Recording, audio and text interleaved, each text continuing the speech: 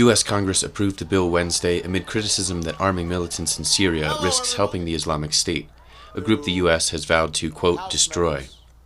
Obama praised congressional unity, despite the 156 lawmakers who opposed the bill. Meanwhile, U.S. Secretary of State John Kerry was met by anti-war activists during a hearing in which he vowed not to commit U.S. ground troops to the fight.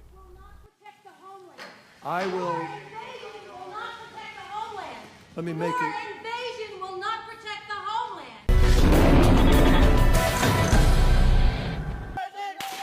In response to the U.S. threat of military action in Iraq and Syria, Al-Qaeda has urged militant groups to put their differences aside and unite.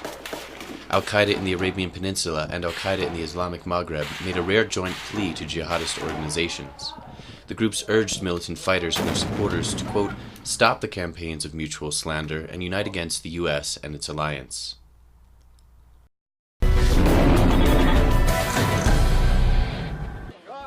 Protests in Kiev continued this week as right-wing activists protested Ukrainian President Petro Poroshenko's decision to grant temporary autonomy to the eastern Donetsk and Lugansk regions. The protesters included activists from the right sector, Auto Maidan and Freedom Party. Meanwhile, Ukrainian President Petro Poroshenko is visiting North America as Ukraine continues its campaign to join the Western Military Alliance, NATO. The Ukrainian president hopes to secure military and financial aid from Washington.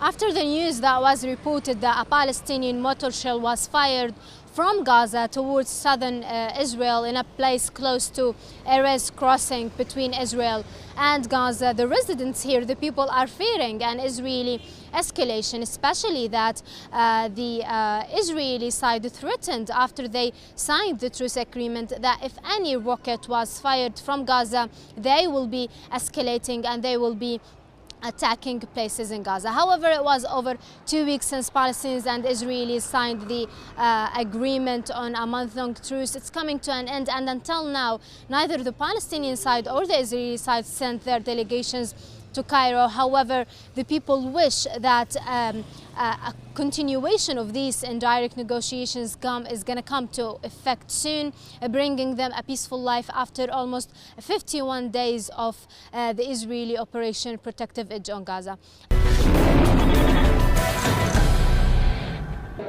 As expected, Colombia's Senate debate into paramilitarism was a fiery affair in which former President and current Senator Álvaro Uribe stormed out of the chamber at the very beginning of the session, missing the 1 hour and 20-minute presentation into his own links to paramilitaries given by Progressive Senator Iván Cepeda. Now, when Uribe returned, he was offered exactly the same amount of time to speak, although he didn't really make any attempt to address any of the points made by Cepeda. He instead spent most of the time talking about his family tragedies as a result of the conflict and his own political achievements. He then stormed out again in a performance that Green Alliance Senator Claudia Lopez described as shameful. Now, if it achieves nothing else, this debate has now put some compelling evidence of Uribe's links to paramilitarism in the public records for the rest of history.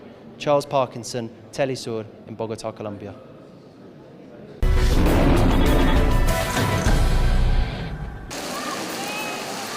It was a video which shook the country, said Venezuelan President Nicolás Maduro, describing the footage released earlier this week, which revealed a terrorist plot against his government planned by right-wing extremists Laurent Saleh and Gabriel Vallas. Now a second video has emerged providing shocking details surrounding the existence of an intricate terrorist network organised specifically to bring down the Venezuelan government at any cost.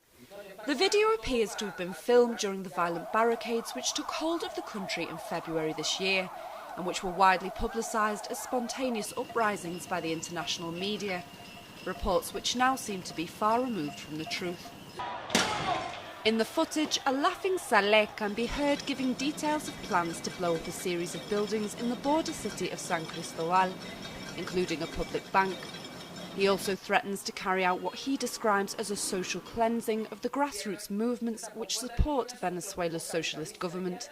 Language which for many Venezuelans brings to mind images of the paramilitary violence of neighbouring Colombia.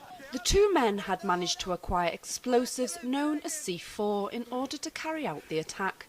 the same type of explosives used to blow up diplomatic buildings in Caracas in February 2003.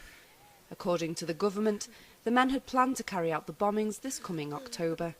Rachel Boothroyd for teleSUR in Caracas, Venezuela.